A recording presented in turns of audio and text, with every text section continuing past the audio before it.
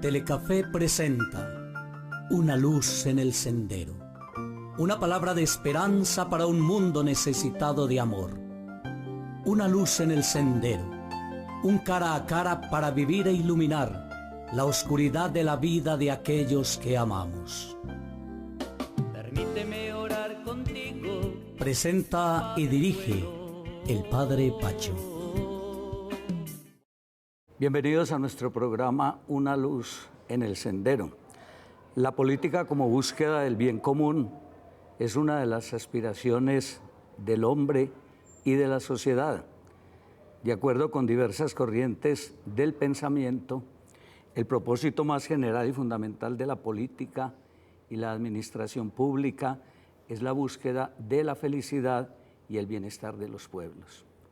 Hoy los estados modernos, a diferencia de esos otros estados despóticos de la antigüedad, son estados de derecho porque están fundados en leyes. La acción del Estado debe satisfacer las necesidades básicas de la sociedad en aspectos de salud, educación, alimentación, vivienda y empleo, entre otros. Esta noche, en la primera parte de nuestro programa, hemos invitado al doctor Javier Darío Marulanda Gómez, médico cirujano, graduado en la Facultad de Medicina de la UTP, cirujano con una especialidad en alta gerencia y terminando una maestría en administración de empresas en nuestra Universidad Libre. Es magíster en tratamiento del dolor de la Universidad de Sevilla. Hoy lo hemos querido invitar en esta primera parte en un programa que hemos querido llamar Entre la vida y la muerte. Bienvenido, doctor, a nuestro programa. Padre Pacho, muy agradecido con usted, con todo el equipo de producción, por esta invitación tan especial, con ese nombre tan conmovedor, Entre la vida y la muerte, lo que nos ha tocado vivir a ustedes, a todos los que nos están viendo como risaraldenses, colombianos, al mundo en general. Es un nombre muy apropiado para que hoy podamos hablar de Entre la vida y la muerte, padre. Y qué bueno conocer un poquito del personaje, el invitado, y conocer al personaje es mirar un poquito el entorno familiar. ¿Qué recuerda usted de su querida Marsella? Buena pregunta. Recuerdo que cada 8 días a mí me llevaban a Marsella en unos taxis grandes, que eran como unos taxis dogs, y a veces en buseta, que me tocó al principio una carretera destapada, llena de curvas. Yo las contaba, 368 curvas hay entre Pereira y Marsella. Recuerdo las calles y las casas muy bonitas, recuerdo la familia materna y paterna, estaba un rato en una casa y en otra. Recuerdo el jardín botánico, el Parque de la Ciencia y la Tecnología, a don Manuel Semilla, a don Tomás Isa, y recuerdo algunas obras que mi abuelo Alfredo Marulanda, con un grupo de marselleses, han empujado mucho, como el cementerio, la Casa de la Cultura, las fachadas de muchas de las casas que ahora son emblemáticas. Lo recuerdo con mucho cariño a Marsella. Hay dos figuras que son importantes, doctor Marulanda, en la vida del ser humano, y una de ellas es la figura paterna. En ocasiones pues, puede estar ausente. ¿Esto lo ha afectado de alguna manera? Padre, yo nunca viví con mi papá. Realmente mi mamá y mi papá no vivieron nunca juntos, y yo he sido un hijo de madre soltera que de alguna manera ha tenido una mamá que ha sido mamá y papá. Alguna vez que me preguntaban por mi papá les decía, importantísimo, yo me hablo con él con cierta regularidad, pero les decía, en vez de hablar de un padre ausente, ¿por qué no hablamos de una madre presente, que ha estado todo el tiempo, que ha hecho las dos funciones? Con mi papá, claro, en muchos momentos del crecimiento de uno hace falta esa figura, pero yo le tengo que dar gracias a Dios de que tengo una mamá que ha cubierto esos dos espacios, que vive conmigo todavía en la casa de enseguida. Viví con ella hasta que me casé, tenía 29 años, y hoy está a un lado mío apoyándome en cada una de las decisiones que tomo, muy orgullosa de lo que ha logrado, y yo muy orgullosa de esa mamá que he tenido. Y esa madre presente que se echó al hombro esa familia, una mujer trabajadora, paños omnes. ¿Qué destaca hoy de su mamá en su formación como ser humano? Padre, usted sabe muchas cosas, paños ovnes. ¿Qué destaco? Destaco una mujer emprendedora, comprometida. Yo siento que mi mamá no tuvo nunca más otra pareja. Creo que ella se comprometió tanto con lo que fue la crianza mía que se dedicó prácticamente a trabajar y a que yo pudiera estudiar y lograr crecer, lograr suplir como muchas necesidades.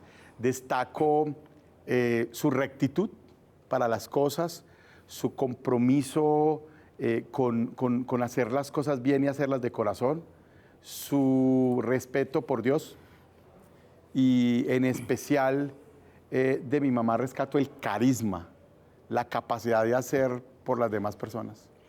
Usted bien sabe como médico que la parte genética es importante y fundamental en cada uno de nosotros, pero también como esa parte ambiental. Yo me pregunto, usted con una línea paterna liberal y una línea materna conservadora, ¿dónde se ubica usted ideológicamente? Bueno, la parte genética es tan importante que yo soy muy marulanda.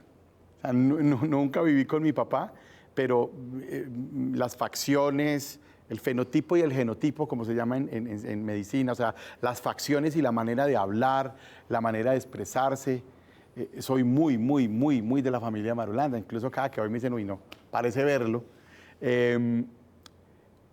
Yo crecí en medio de esos dos corrientes, liberal y conservadora, y yo no me incliné nunca hacia ninguna de las dos. Siempre estuve como muy al margen.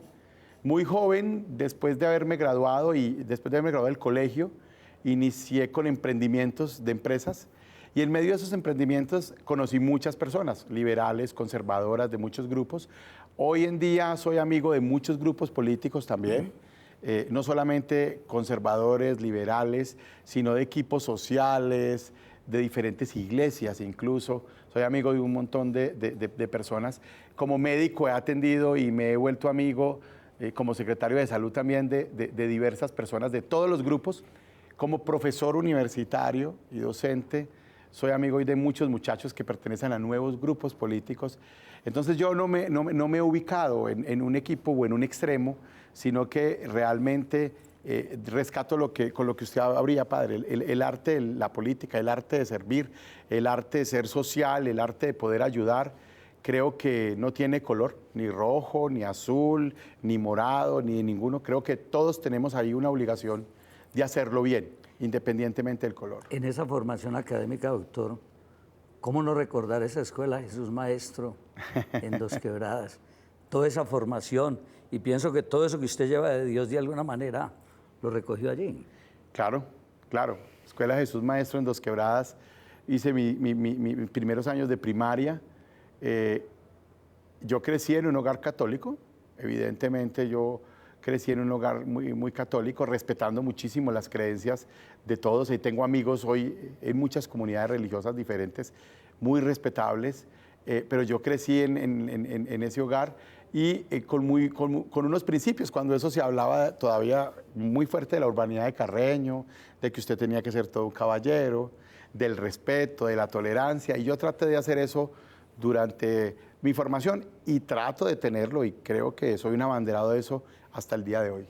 Algunos lo reconocieron a usted como un estudiante pilo, como un bombillo allí en el INEM Felipe Pérez, ¿esto es verdad? Cuando eso no le decían a uno tan suave, le decían el NERS, el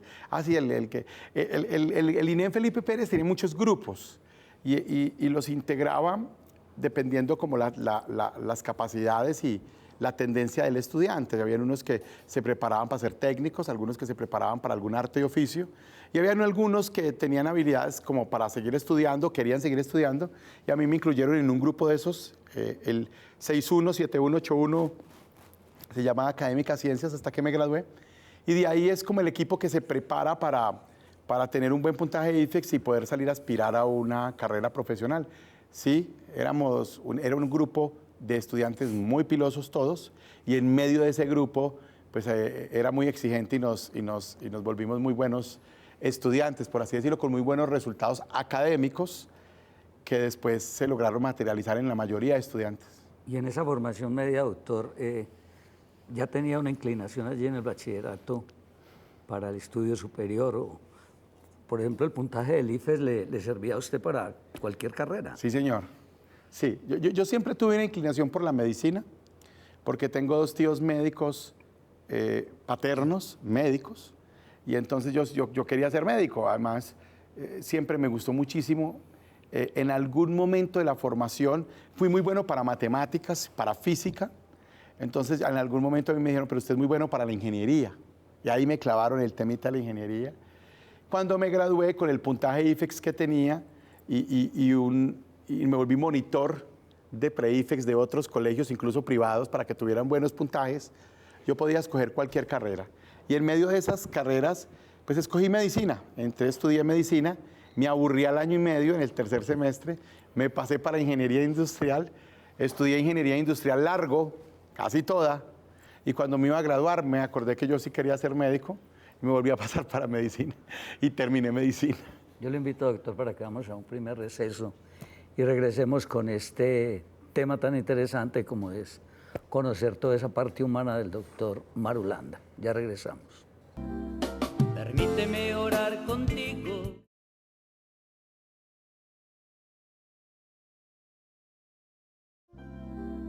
Permíteme orar contigo. El tema de la familia es muy importante, doctor Marulanda.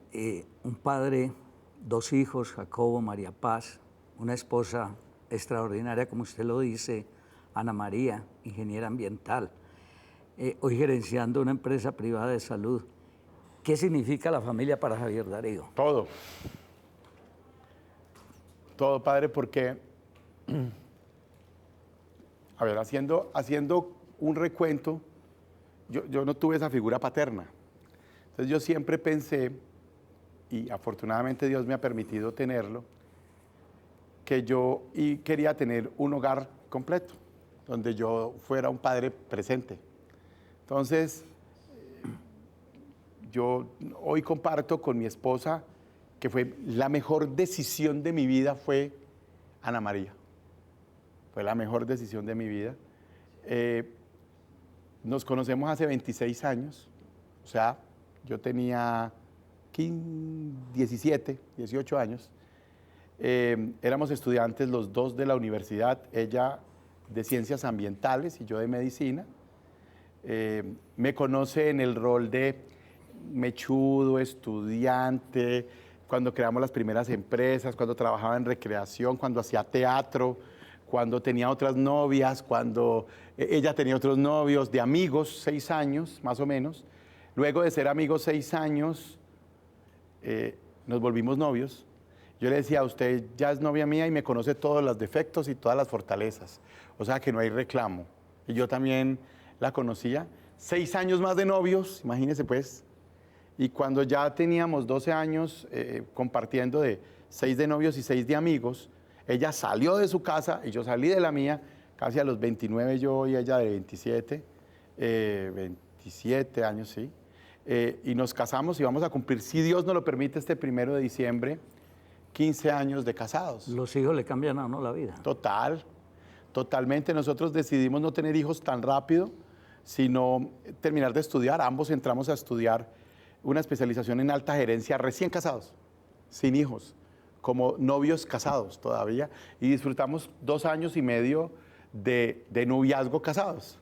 Y paseamos, logramos consolidar algún tema económico que era importante, y luego viene el primer hijo que se llama Jacobo. Nos cambió la vida totalmente.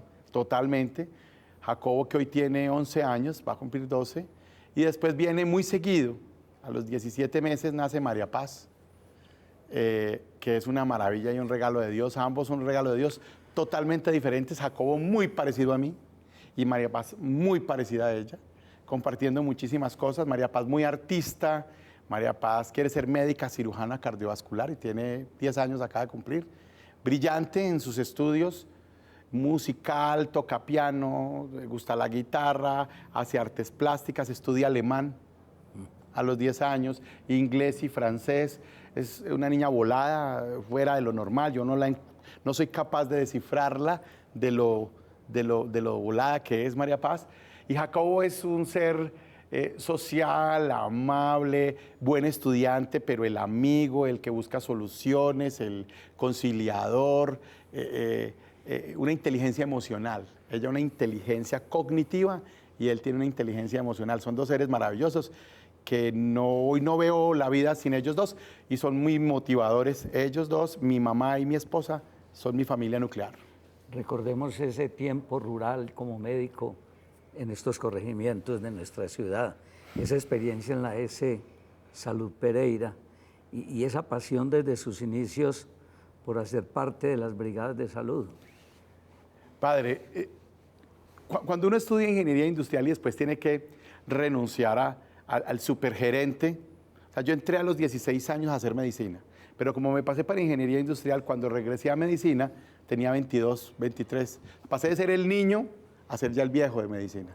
Pero era un viejo que ya había tenido un recorrido por una carrera y entonces ya tenía de alguna manera algunos negocios, ya era un estudiante con algunos ingresos y logré hacer una medicina diferente. Logré trabajar en investigación médica, trabajar en temas comunitarios con Ascofame. No sé si recuerda que una mujer muy valiosa que tenía Risaralda se llamaba Sari Arango, la coordinadora de medicina familiar. Con ellos montamos el programa de donación de sangre y el programa de violencia, no al maltrato y a la violencia institucional de niños y niñas que estaban en algunos hogares de protección. Entonces yo trabajaba desde antes de graduarme como médico. Cuando me gradué estaba cursando y estaba trabajando en una investigación. A mí me encantaba la neurología y la neurocirugía, todavía me encanta. Y escogieron unos estudiantes y a mí me escogieron, en Risaralda me escogieron a mí como un estudiante de alguna manera destacado en ese momento.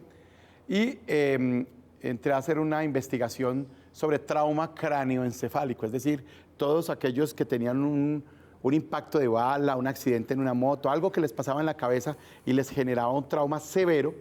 Había una investigación con un doctor muy famoso, quizás uno de los más famosos que tiene Colombia, que es el doctor Jaquín, de la Fundación Valle de Lili, en compañía de una institución norteamericana que se llama el Brain Trauma Foundation, el BTF, y ellos nos pagaban. Entonces yo uno de estudiante y le pagaban por hacer investigación médica. Entonces necesitaba hacer un rural en Pereira porque las clínicas que yo visitaba estaban en Pereira, las que tenían unidad de cuidado intensivo, con familiar, estaba la Risaralda, el Seguro Social, San Jorge, y entonces busqué un rural en Pereira. Gracias a Dios pude tener un rural en la S Salud Pereira y entonces trabajaba durante toda la semana en Altagracia, Arabia, Morelia, La Palmilla, Caimalito, Puerto Caldas, San Joaquín y hacía la investigación médica los fines de semana en las demás clínicas. Me quedé haciendo ahí, después del rural, trabajando como médico de urgencias porque me encantaban las urgencias. Me regalaba los fines de semana para hacer urgencias y luego pasé no solamente a ser el médico de urgencias, sino el coordinador de San Joaquín, de Cuba, de la Unidad Intermedia de Cuba, de la 40 y de Kennedy. Y ahí conocí lo que fue el trabajo comunitario y el trabajo con las personas. Ese tema neurológico es muy interesante, doctor, porque ahora hablábamos antes del programa de cómo la mayoría de las enfermedades son psicosomáticas y conocer muy bien el tema del cerebro, de qué es lo que pensamos, qué es lo que sentimos, nos lleva a descubrir por qué a veces actúan algunas enfermedades en nuestro ser genético. Padre Pacho, todos podemos aquí ser personas que generan sanación. Ustedes lo hacen, ustedes los ministros de la iglesia lo hacen desde sus espacios, acompañando el dolor, acompañando las familias, acompañando las enfermedades. A veces un amigo a uno se le vuelve la solución, alguien incluso desconocido, un familiar, los médicos, los psicólogos, los terapeutas somos todos. El 80% de las enfermedades tienen un origen psicosomático, como usted lo dijo muy bien, Padre Pacho, y es que sí se manifiestan físicamente, no queremos decir que no existen, sino que la mayoría de los pacientes y las personas necesitan que las escuchemos, necesitan que las observemos, necesitan que les pongamos cuidado, necesitan una razón de ser, un por qué levantarse en todos los días, una motivación. Y cuando eso no existe, viene la depresión. Cuando eso no existe, viene la ansiedad. Viene la enfermedad bipolar que va entre la depresión y la ansiedad. Vienen los conflictos. La mente, usted bien lo ha dicho, y nuestro cerebro, que es tan brillante, nos juega unas partidas muy complejas y nos crea a veces enfermedades o creamos nosotros mismos enfermedades para llamar la atención. Entonces, es bien importante entender eso, es bien importante darle espacio a los pacientes, darle espacio a las personas, escuchar a las personas. Un gobernante que escucha a las personas, que le abre espacio a atender a la comunidad, está haciendo terapia. Hay un tema muy interesante, doctor, en medicina, que es el tema de la intervención del dolor. Yo quiero, pues ya estamos culminando el programa, quiero que dejemos como esa pregunta abierta para que las personas se motiven para este segundo momento del programa dentro de 8 días. ¿Por qué no nos habla en 30 segundos para terminar el programa de la intervención del dolor, sobre todo cómo definirlo y qué es eso de un dolor crónico? Primero una poesía y preguntas qué es el dolor. Un viejo amigo inspirador de mis profundas quejas, que se encuentra ausente cuando estás conmigo y que está conmigo cuando tú te alejas. Eso es muy amoroso. El dolor es una sensación que puede ser física o mental. Cuando es crónica es porque ha durado más de 3 meses, es muy difícil de tratar y se requiere de un acompañamiento y una intervención médica a veces o terapéutica para que se pueda mejorar, para que las personas se alivien. Una persona con dolor crónico es una persona que renuncia prácticamente a vivir feliz. Lo invito dentro de 8 días para que nos acompañe en la segunda parte de este programa, que pienso que es de interés para toda la comunidad. Muchas gracias, Padre. Aquí estaremos, si Dios nos lo permite, contando cosas que nunca hemos contado. Agradecerles a ustedes que nos hayan acompañado, invitarlos para mañana, por ese mismo canal a las 7 de la mañana, a la Santa Misa. Una feliz noche para todos. Una luz en el sendero. Una palabra de esperanza para un mundo necesitado de amor. Una luz en el sendero. Un cara a cara para vivir e iluminar la oscuridad de la vida de aquellos que amamos. Permíteme orar contigo. Presenta y dirige el Padre Pacho.